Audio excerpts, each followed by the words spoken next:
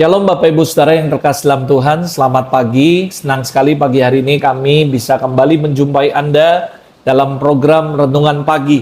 Yuk kita siapkan hati kita bersama-sama pagi hari ini sebelum kita melakukan aktivitas, sebelum kita bekerja, sekolah, dan sebagainya. Yuk kita mulai pagi hari ini bersama dengan firman Allah. Karena saya percaya apapun yang Anda lakukan ketika Anda memulai dengan firman Allah, memulai bersama Tuhan, maka sepanjang hari itu Anda akan mengalami keajaiban Tuhan. Yuk buka hati untuk kita belajar firman Allah. Kita berdoa terlebih dahulu. Bapa Surgawi, pagi hari ini kami buka hati kami siapkan hati kami untuk kami belajar kebenaran firman-Mu. Berbicaralah di tengah-tengah kami.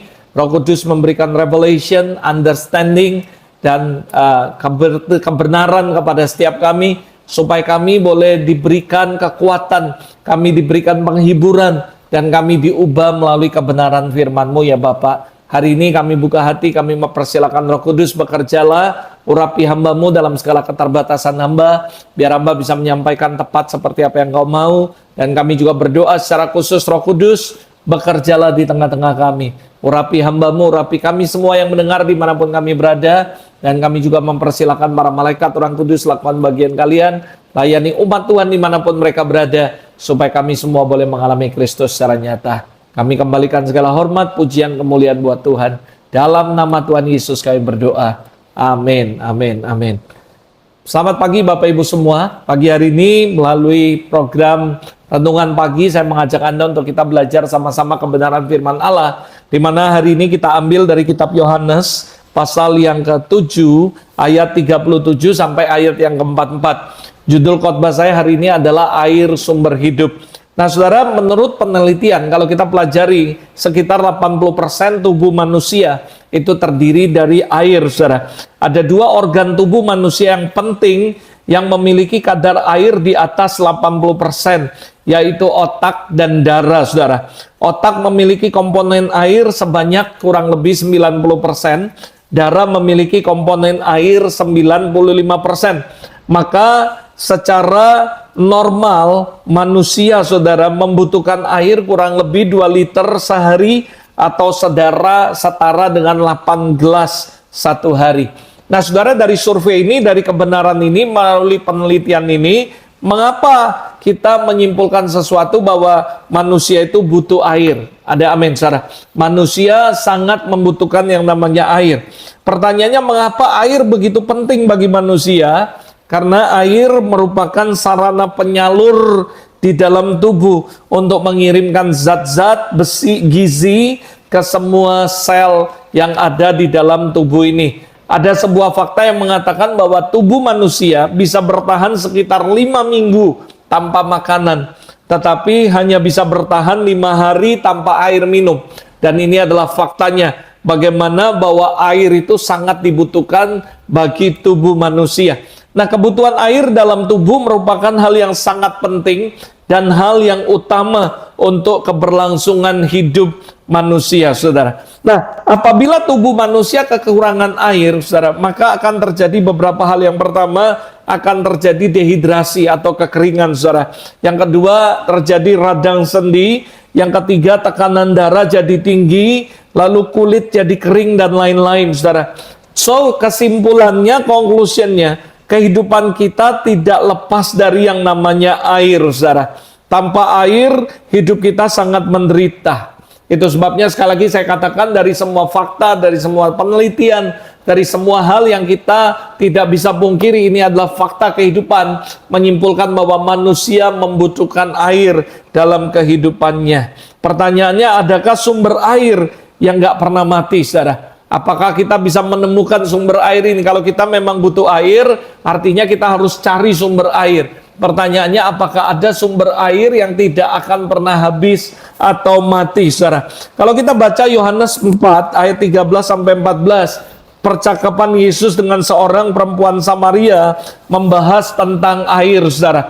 Dan kalau Anda baca Yohanes 7 ayat 37-44, dan Anda akan menemukan ada kebenaran yang dahsyat, saudara. mengenai air. Dan judul perikop dari pasal yang ke-7 ayat 37 judulnya juga sama, yaitu air sumber hidup, saudara. Yuk kita belajar kebenaran dari ayat ini ketika saya renungkan Yohanes pasal yang ke-7 ayat 37 sampai 44. Saya menemukan ada beberapa kebenaran yang sangat dahsyat mengenai air, saudara.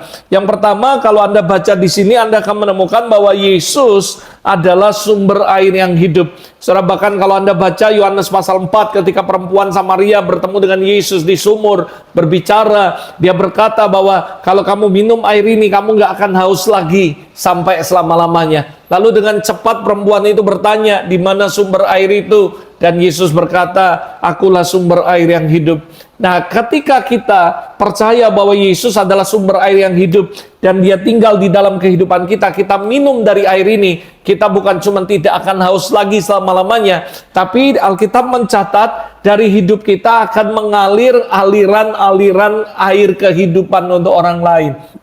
So, ini adalah sebuah kebenaran yang dahsyat sekali, bahwa hal yang pertama yang Anda harus pelajari, Anda harus pahami, baik itu Yohanes 4 maupun Yohanes pasal yang 7, menyimpulkan bahwa Yesus adalah sumber air yang hidup, saudara. Bahkan waktu Yesus ngobrol dengan perempuan Samaria, ingat dia bahas secara detail tentang air ini, saudara. Jadi saya yakin dan percaya kalau Alkitab mencatat bahwa Yesus adalah sumber air yang hidup, artinya kita yang mau nggak mau, suka nggak suka, melalui penelitian, melalui sebuah fakta bahwa tubuh kita butuh air, dan semua kurang lebih 80-90% tubuh kita itu dipenuhi dengan air. Bahkan otak dipenuhi 90%, darah dipenuhi 95% dengan air. Artinya kita nggak bisa hidup tanpa air. Boleh saya kasih pengertian spiritualnya, hidup kita nggak ada arti, kita nggak bisa hidup tanpa Yesus dalam hidup kita. Kenapa? Karena dia adalah sumber air yang hidup, dan dia mata air yang hidup.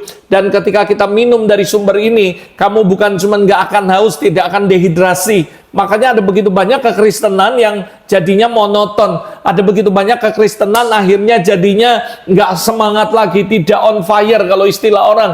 Karena mereka mengalami yang namanya dehidrasi, kekeringan rohani. Mereka merasa bosan melayani. Mereka udah merasa bahwa kok melayani gini-gini doang. Kok saya baca Alkitab melayani 20 tahun hidup saya gini-gini doang. Mereka mengalami dehidrasi. Karena mereka tidak menemukan sumber air yang benar. Mereka cuma menemukan gereja, menemukan pelayanan, tapi mereka tidak menemukan Kristus di dalamnya, saudara. Yang Anda butuhkan bukan pelayanan sebenarnya yang membuat Anda tidak dehidrasi atau Anda mengalami kehidupan, tapi Yesus yang Anda butuhkan, bukan gereja sebenarnya. Bukan berarti kita nggak perlu ke gereja, tapi kita ke gereja, kita mencari Yesus dan menemukan Yesus. Tapi masalahnya ada begitu banyak orang ke gereja, datang ke gereja tanpa menemukan Yesus di dalamnya. Saudara, bukan berarti gereja nggak menghadirkan Kristus, tapi mereka datang nggak dengan kesungguhan hati. Mereka nggak benar-benar rindu, mereka nggak benar-benar punya passion, kerinduan yang besar akan Tuhan itu sendiri. Wanita Samaria benar-benar merindukan, dan dia berkata, kasih tahu aku air itu, aku mau minum dari air itu. Saudara, karena respon dia benar, saudara, dia menemukan Yesus dalam kehidupannya, sekalipun hanya di pinggir sumur, saudara. Saya percaya Yesus ada di mana-mana. Ketika kita mencari dia, merindukan dia, kita akan menemukan sumber air itu. Dan waktu kita temukan sumber itu, kehidupanmu tidak akan dehidrasi rohani. Kamu akan refresh. Kamu akan mengalami kehidupan. Bahkan Alkitab berkata bahwa dari hidupmu bahkan mengalirkan aliran-aliran kehidupan bagi orang lain, saudara. Ini fakta yang pertama yang kita bisa pelajari dalam Yohanes pasal 7, Yohanes pasal 4, bahwa Kristus Yesus adalah sumber air yang hidup, saudara. Yang kedua, ada kebenaran yang dahsyat yang kita temukan dari ayat ini, bahwa tanpa air kita akan mati, saudara. Terlebih penting lagi, tanpa Yesus sumber air kehidupan, kita pasti akan mati di dalam dosa. Yohanes 4 ayat 14 berkata, tetapi barang siapa minum yang dari air yang akan kuberikan kepadanya, ia tidak akan haus lagi selama-lamanya. Sekali lagi saya katakan fakta yang kedua, kalau Anda pelajari kebenaran tentang ini, yang pertama, Yesus adalah sumber air itu, dan tanpa air kita pasti akan mati. Fakta sudah membuktikan manusia bisa bertahan 5 bulan, 5 minggu maksud saya, tanpa makanan. Tapi cuma bisa bertahan 5 hari tanpa minum, saudara. Kenapa? Karena tubuh kita tanpa air maka dehidrasi dan akhirnya mengalami sakit dan akhirnya mati, saudara. Itu sebabnya saya berani katakan ini sebuah kebenaran yang kedua, bahwa tanpa air kita pasti akan mati. Kalau boleh katakan tanpa Yesus kita pasti mati dalam dosa, kita pasti binasa. Karena Alkitab berkata, akulah jalan kebenaran dan kehidupan. Tidak ada seorang pun yang datang kepada Bapa kalau tidak melalui aku. Jesus is the way, Jesus is the truth, and Jesus is the life. Jadi kalau kita mau menemukan sumber kehidupan itu, kamu harus datang kepada Kristus. Saya berdoa dari tempat ini dimanapun Anda berada, Anda yang mendengar program renungan pagi hari ini, supaya Anda bisa menerima Tuhan Yesus dan minum dari sumber air ini, sehingga kamu tidak akan haus lagi di dalam nama Tuhan Yesus. Yang ketiga, saudara, sebuah kebenaran yang dahsyat yang kita temukan, yang kita bisa pelajari dari Yohanes pasal yang ke-7 ini, yaitu kita harus terus mencari dengan rajin, dengan sungguh-sungguh air kehidupan ini, saudara. Saya yakin dan percaya kita sudah tahu bahwa Yesus adalah sumber air hidup, dan respon kita lah yang menentukan apakah kita akan minum dan mengalami kehidupan atau kita akan dehidrasi. Salah satu bukti konkret kalau kita benar-benar mencari, mengejar sumber air yang itu, yaitu doa pagi, saudara. Saya bersyukur di gereja di mana tempat kami melayani, setiap hari ada doa pagi jam 5. Saya mengencourage setiap Anda kalau di gereja manapun Anda, ketika ada doa pagi di gereja Anda, datang ke gereja Anda, berdoa di situ, cari Tuhan. Dan bukti yang konkret daripada kalau kita benar-benar merindukan air yang hidup, yaitu wake up at the morning and go to pray, berdoa. Anda mungkin berkata, wah gereja kami nggak ada doa pagi, nggak ada doa fajar. Bangun pagi-pagi di rumahmu, berdoa, saudara. Cari Tuhan pagi-pagi. Kapanpun, dimanapun Anda bisa wake up at the morning, baca Alkitab, renungkan firman Allah, lalu doa, menyembah Tuhan, personal pray, personal worship to God. Dan saya percaya itu adalah bukti konkret bahwa kita merindukan air kehidupan itu. Kita haus dan kita menginginkan sumber air itu. Maka saya percaya the whole day, sepanjang hari itu kita nggak akan dehidrasi, kita nggak akan kekurangan air, kita akan terus refresh hidup kita, supaya kita semua akan terus mengalami kehidupan yang benar-benar, saudara. Saya berdoa dimanapun Anda berada pagi hari ini, melalui renungan pagi hari ini, Anda di refresh spirit Anda. Anda mungkin mengalami kekeringan, dehidrasi secara spiritual. In the name of Jesus, pagi hari ini, biar Yesus datang dalam kehidupan Anda, memberikan air kehidupan itu. Hidupmu tidak lagi mengalami kekeringan, hidupmu tidak lagi mengalami dehidrasi, tapi kamu mengalami kehidupan yang daripada Roh Kudus. Yang terakhir, saudara, what should we do? Bagaimana caranya supaya kita memiliki air kehidupan itu dalam kehidupan kita? Yang pertama, saudara, trust the Lord with all your heart, with all your strength, with all your soul. Saudara, saya berdoa supaya gimana caranya supaya saya bisa memiliki sumber air hidup itu? Trust the Lord. Ketika perempuan Samaria ini berbicara dengan Yesus, percayakah engkau? Saudara, ketika dia percaya dan dia berkata, aku mau minum dari air hidup ini, dia mengalami kehidupan. Ada begitu banyak orang gak percaya bahwa Yesus adalah sumber air yang hidup.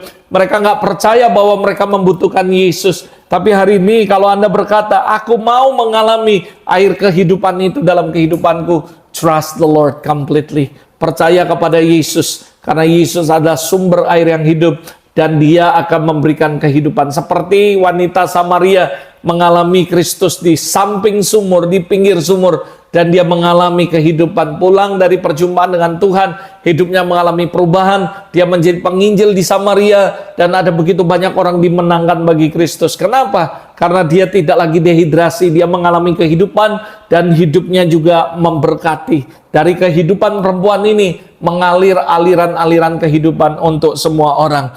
Ini yang pertama, caranya bagaimana supaya kita memiliki sumber kehidupan air itu dalam kehidupan kita. Yang kedua, lalu terakhir yang saya mau sampaikan buat saudara, bagaimana caranya supaya kita memiliki sumber air kehidupan? Always keep your heart clean and empty. Saudara, sama seperti ketika kita menjadi selang, saudara, menjadi paralon, menjadi pipa, ketika sumber air itu mengalir dari kehidupan kita, yang mesti kita jaga adalah always keep your heart sebagai pipa ini, sebagai saluran ini bersih dan clean, empty, saudara. Dan saya percaya hidupnya artinya harus tulus, harus murni, harus suci, saudara. Amsal 4 ayat 23, jagalah hatimu dalam segala kewaspadaan, karena dari situlah terpancar kehidupan. Pipa untuk menyalurkan kasih Tuhan, menyalurkan air kehidupan adalah your heart. Kalau hatimu bersih, always make your heart clean and empty. Saya percaya semua yang keluar, ingat, semua perkataan yang keluar itu berasal dari hati. Hati yang bersih akan mengeluarkan perkataan yang bersih. Hati yang kotor, hati yang sakit akan mengeluarkan perkataan yang tidak baik, saudara. Tapi saya percaya kalau hati kita bersih, kita menjaga hidup kita tulus, kita menjaga kehidupan kita murni, suci di hadapan Allah, maka semua yang keluar adalah aliran kehidupan. Karena hati yang bersih, pipa yang bersih, ketika disalurkan oleh air yang bersih akan mengeluarkan air bersih. Sementara sekalipun air bersih disalurkan dengan pipa yang kotor, maka air yang keluar akan tercemar jadi kotor. Saya berdoa supaya apa yang Yesus alirkan dari hidup Anda tidak tercemar lagi, sehingga ketika itu mengalir ke kehidupan orang lain, Anda pastikan bahwa hatimu bersih, hatimu murni dan tulus, sehingga semua kehidupan yang kamu alami bersama Tuhan disalurkan kepada orang lain, dan orang lain juga mengalami yang namanya air sumber kehidupan. Hidup dengan hati nurani yang murni di hadapan Allah dan di hadapan manusia. That is the secret of the Apostle Paul. Dia berkata, aku senantiasa berusaha hidup dengan hati nurani yang murni di hadapan Allah dan di hadapan manusia. Ini yang harus kita lakukan. Berusaha maksimal dengan sungguh-sungguh bahwa kita mau hidup dengan hati yang tulus di hadapan Allah dan manusia. Tetap jadi sumber air yang hidup, tetap jadi sumber saluran yang bersih, sehingga hidup kita, perkataan kita, sikap kita, dan tingkah laku kita mengalirkan kehidupan bagi banyak orang. Tuhan Yesus memberkati. Bapak Surgawi, terima kasih untuk pagi hari ini firman-Mu. Biar kami menyadari bahwa kami membutuhkan Engkau. Kami membutuhkan sumber air yang hidup itu masuk dalam kehidupan kami. Dan ketika sumber itu ada dalam kehidupan kami tetap bisa maintain, trust the Lord, dan always keep our heart clean and empty. Sehingga semua air kehidupan yang kami terima dapat kami salurkan kepada kehidupan banyak orang. Dan disalurkannya menjadi air yang bersih dan memberkati banyak orang. Itu sebabnya aku berdoa, Tuhan berkati setiap kami yang kecewa, kami yang kepahitan semua, Tuhan angkat, pulihkan pagi hari ini. Kami mengampuni setiap orang dan mengecewakan orang-orang yang mengecewakan kami, orang-orang yang melukai hati kami ampuni, supaya kami tetap menjaga hati kami bersih di hadapan Tuhan, sehingga dari hidup kami mengalir aliran-aliran kehidupan bagi banyak orang. Tuhan, aku memberkati umat-Mu dimanapun mereka berada, orang-orang yang setia mendengar renungan pagi, aku memberkati di dalam nama Yesus, dan aku berdoa biar Tuhan mereka semua boleh dibersihkan, dikuatkan, dan disegarkan pagi hari ini. In Jesus' name we bless you, Lord, and be blessed, be blessed. Kami memberkati mereka, we bless you, and we bless all your people in Jesus' name. Amen, amen. Tuhan Yesus memberkati. See you dalam program renungan pagi berikutnya. Tuhan Yesus memberkati.